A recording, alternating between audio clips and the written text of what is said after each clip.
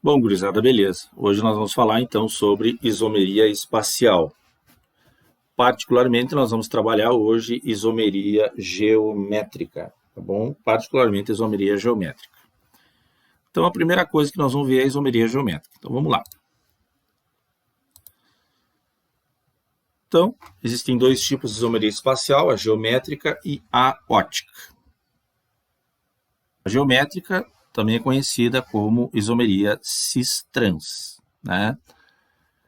E a isomeria geométrica ela ocorre em compostos etilênicos e em compostos ciclânicos. O que significa isso? Significa que a isomeria geométrica ou cis-trans acontece em alcenos e em cicloalcanos. Então, as duas ocorrências para a isomeria geométrica é alcenos e cicloalcanos. Muito bem. Mas a condição inicial para que haja uma isomeria geométrica é a seguinte. Primeira coisa, tem que ter ligação dupla entre dois carbonos. Tá? Então, tem que ter uma ligação dupla entre dois carbonos. Então, tem que ter esse carbono quando é o caso da ocorrência em alcenos. Então, esse carbono está fazendo ligação dupla com esse carbono. A segunda condição é que no mesmo carbono os substituintes sejam diferentes, ou seja, esse cara aqui, ó, tem que ser diferente desse aqui. Esse substituinte aqui tem que ser diferente desse aqui. Então, resumindo, os substituintes eles têm que ser diferentes do mesmo carbono. Então, para que aconteça a isomeria geométrica, a primeira condição é que tenha dupla. A segunda condição é que no mesmo carbono os substituintes sejam diferentes. O que eu quero dizer com isso? Eu quero dizer com isso que quando você tiver esse caso aqui, ó, vou apagar esse aqui primeiro. Quando você tiver esse caso aqui, ó, eu até posso ter esse aqui, pode ser igual a esse. Esse pode ser igual a esse. Agora, esse aqui não pode ser igual a esse aqui, ou seja, eu não posso ter substituintes iguais no mesmo carbono. Então, vou repetir mais uma vez para não esquecer. Primeira condição para que aconteça isomeria geométrica é que no mesmo carbono nós tenhamos radicais diferentes e uma ligação dupla. Tá bom? Muito bem. Aí tem dois tipos de isomeria. Tá? O primeiro tipo de isomeria geométrica, que também é chamado de cis-trans, é a cis. E o segundo é a trans. Tá? Então, na verdade, é assim, ó. Se os radicais, se os substituintes iguais estiverem no mesmo plano, é cis. Se os substituintes diferentes estiverem no mesmo plano, é trans. Então, por exemplo, esse caso da esquerda é cis, porque os dois iguais estão no plano de cima e os dois iguais estão no plano de baixo, então é cis. Nesse caso, os iguais estão em diferentes planos, ó, está na transversal, como você pode ver aqui na indicação da seta. Então, aí os dois tipos. O da esquerda é cis, né? Porque os iguais estão no mesmo plano. O da direita é trans, porque os iguais estão em planos diferentes, tá bom? Então, são os dois tipos de isomeria geométrica que nós podemos ter, a cis e a trans. Muito bem. O outro caso de isomeria cis-trans ou geométrica é quando nós temos uma cadeia fechada, com cicloalcanos. Nos cicloalcanos não há necessidade de haver ligação dupla. A única condição para que haja isomeria geométrica nos cicloalcanos é que você tenha a cadeia fechada. E a condição é a mesma dos iguais e dos diferentes, só que aqui não precisa ter dupla. É como se essa cadeia fechada aqui, ó, funcionasse como uma dupla que foi esticada, ó. Então, em vez de ela estar aqui, ela está lá em cima. Mas o efeito espacial e, digamos assim, a impossibilidade de rotação dessa estrutura é a mesma. Então, mas o conceito é o mesmo, né? Você traça o plano, ficou os dois hidrogênios para cima, os dois CH3 para baixo, essa é a cis. Lá no caso da direita, você tem um hidrogênio à esquerda em cima e outro hidrogênio à direita embaixo, um CH3 na esquerda embaixo e outro CH3 na direita em cima. Então, eles estão na transversal. Então, eu vou chamar isso aqui de isomeria trans. Muito bem. Então, essa é a conceituação da isomeria cis-trans. Tá bom? Então, essa é a isomeria geométrica ou cis-trans. Aí nós vamos trabalhar a isomeria ótica. O que é a isomeria ótica? Tá? A isomeria ótica são compostos que possuem a capacidade de fazer o desvio da luz polarizada, através de um feixe, né? Então, assim, a luz natural, ela tem essa, digamos assim, estrutura, ela vibra em infinitos planos. A luz polarizada passa por um polarizador, então ela vira polarizada, então ela fica vibrando em apenas um único plano. Esse tipo de composto é capaz de fazer o desvio da luz polarizada. Mas como é que ele faz isso? Bom, a condição inicial para que haja isomeria ótica é que você tenha assimetria molecular. O que é assimetria molecular? É você passar uma reta e você não obter um plano de simetria. Por exemplo, objetos como um copo de vidro, ele tem um plano de simetria, você consegue dividir ele em duas partes iguais. Já a mão, se você tentar partir a mão em 2, 3, 4, 5 ou 6 partes diferentes, você não vai conseguir seccionar a mão esquerda, por exemplo, em partes iguais. Mas na química tem uma maneira mais, digamos assim, técnica para determinar se uma estrutura ou molécula é assimétrica. O primeiro caso é quando você possui carbono assimétrico. Então, na maioria dos casos, quando você tem um carbono assimétrico, e esse é o caso mais comum, a molécula também é assimétrica. E a condição para que o carbono seja assimétrico é que você tenha 4 ligantes diferentes. Então, por exemplo, esse carbono que está em vermelho que eu assinalei, ele tem um hidrogênio para cima, ele tem uma hidroxila para baixo, ele tem um CH3 para a esquerda e ele tem uma carboxila para a direita. Então, você tem 4 ligantes diferentes. Então, você tem uma assimetria molecular. Existirá um outro composto muito parecido com ele. Tão parecido que é a sua imagem no espelho. Que é um outro composto completamente diferente e que também tem o mesmo carbono assimétrico, só que, se você olhar, você vai ver que ele é invertido.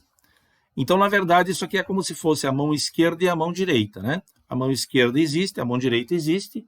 A mão esquerda é a imagem da mão direita, a mão direita também é a imagem da mão esquerda, mas uma mão é diferente da outra em algum momento, ou seja, elas são imagens trocadas no espelho, que aqui a gente chama de imagens especulares não superponíveis, tá?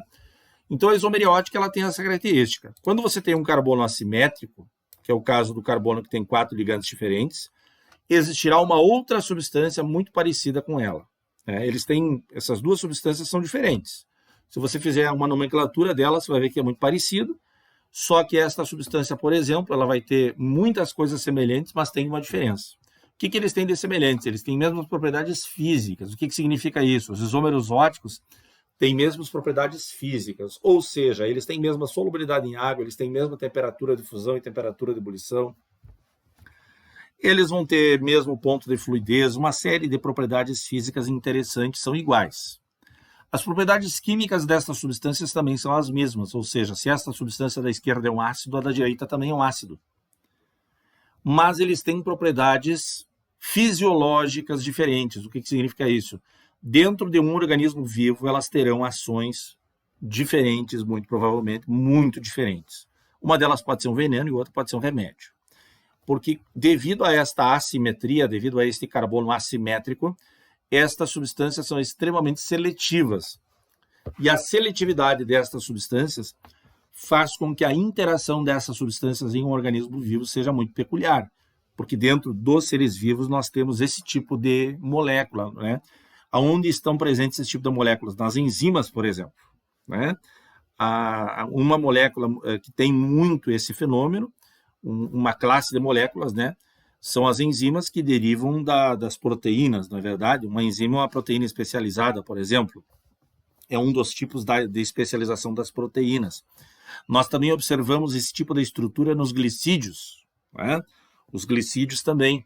Então, a ação dessas substâncias dentro do organismo vivo é muito diferente. Então, elas têm diferentes propriedades fisiológicas. E também poderemos dizer que elas vão ter diferentes propriedades organolépticas, né? Que é uma classe de propriedades fisiológicas. Pode ter gostos diferentes, cheiros diferentes.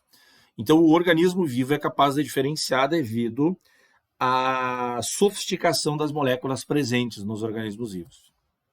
Muito bem. Então, basicamente é isso. Essas substâncias, elas são chamadas também de enantiômeros, enantiomorfos ou antípodas óticos. Enantiômeros, enantiomorfos ou antípodas óticos. E eu posso dizer que sempre que você tem o carbono assimétrico, você tem isômeros ativos. Para calcular o número de isômeros ativos, você vai usar uma fórmula chamada 2 na N, onde o N é o número de carbonos assimétricos. Como aqui você tem apenas um carbono assimétrico, vai ficar 2 na 1. Né? 2 na 1 vai dar 2, ou seja, esse aqui e esse aqui. São dois ativos, né? E o número de misturas racêmicas é 2 na N menos 1. Na verdade, o número de misturas racêmicas sempre vai ser a metade dos ativos. Também você pode calcular assim.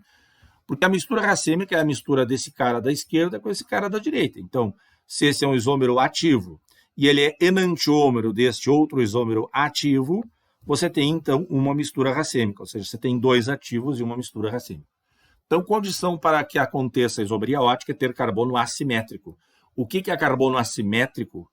É aquele que tem 4 ligantes diferentes. Muito bem.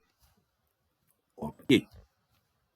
Então, aquilo que eu falei para vocês, né? Eles têm iguais propriedades físicas, químicas, e o ângulo de desvio da luz é o mesmo, só muda o sentido, só muda o sinal. Bom, aqui a mistura racêmica, né? Uma mistura racêmica é uma mistura formada por partes iguais dos antípodas D e L, ou seja, dos enantiômeros. O que é uma mistura equimolar? Em quantidades iguais. E o racêmico é inativo, porque se um dizia em mais 2 e o outro dizia em menos 2, você misturou os dois e ficou zero. Bem tranquilo. Um exemplo aqui, né, pessoal, de isômeros óticos é o limoneno, que dá 2 aromas diferentes, né? O limoneno S, né, ou levógeno, que devia para a esquerda, tem cheiro de limão. E o outro tem cheiro de laranja. Os dois são um o espelho do outro. Né?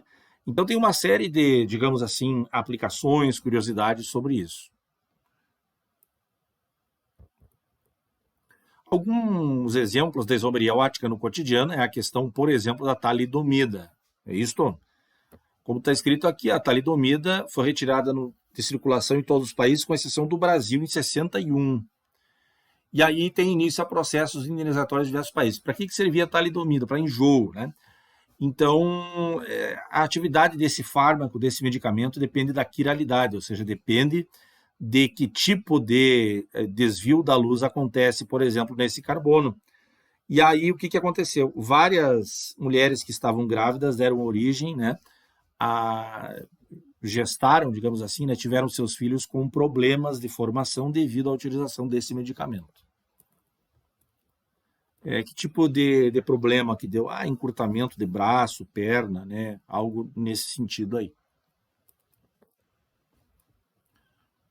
Bom, o que é o isômero meso? O isômero meso é um caso específico e não tão raro quanto se imagina, em que mesmo tendo 2 carbonos assimétricos, olha só, porque quando você tem carbono assimétrico, você tem quiralidade, você tem assimetria. Só que nesse caso aqui você tem 2 carbonos assimétricos que são iguais. Ó. Se eu traçar um pontilhado bem no meio aqui dessa estrutura, vai parecer que o lado esquerdo da molécula é o lado direito da molécula. Então, nesse caso, quando nós tivermos 2 carbonos assimétricos, ou seja, 2 carbonos que têm todos os ligantes diferentes, mas um é o espelho do outro, um é o espelho contrário do outro, nós teremos o que a gente chama de isômero meso. E o isômero meso é inativo. Mesmo tendo 2 carbonos assimétricos, o isômero meso é inativo. Tá? Então, é um caso onde nós, mesmo tendo carbonos assimétricos, nós temos uma molécula simétrica, que nos dá a questão da inatividade ótica para esta molécula devido a este fenômeno. Muito bem. E aí alguns exemplos de moléculas assimétricas conhecidas, né? Aqui o nosso conhecido LSD, dietanoamida do ácido lisérgico, uma droga muito pesada, né? Esses sinaizinhos que eu coloquei aqui para vocês são os carbonos assimétricos, ó. Isso aqui é uma cadeia fechada, ó. Mas veja, esse carbono, ele tem o quê? Ele tem tudo isso para a esquerda, ele tem toda essa estrutura para baixo, ele tem isso para cima, e ainda tem o hidrogênio. Então, os 4 ligantes são diferentes. Aqui também, ó. Você tem um carbono, a saída é diferente daqui, que é diferente daqui, que é diferente do hidrogênio. Então, você tem, na verdade, dois centros assimétricos nesta cadeia fechada aí. Bom, e aí uma questão para a gente resolver, não é? Que diz o seguinte: quantos isômeros, isso aqui é bem difícil, quantos isômeros estruturais e geométricos, considerando também os cíclicos, são previstos com a fórmula molecular C3H5Cl? Deixa eu só ver uma coisa, e ali um resumão depois, tá? Então vamos fazer essa questãozinha aí rapidamente e a gente já retorna.